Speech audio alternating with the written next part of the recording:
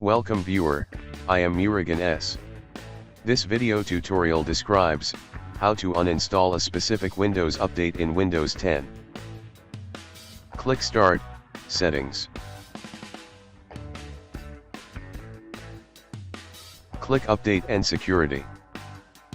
Click View Update History.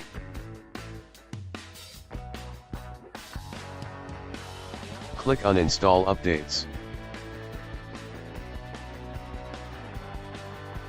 Search which update you want to uninstall.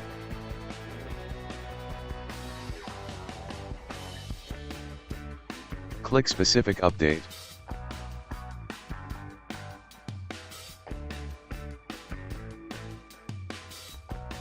Click Uninstall. Click Yes to continue.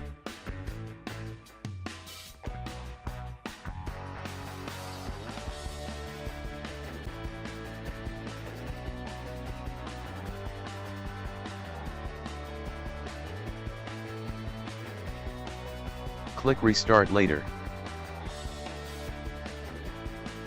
I hope this video tutorial helps to you. Please like, share and don't forget to subscribe my channel. Thank you very much. See you next video.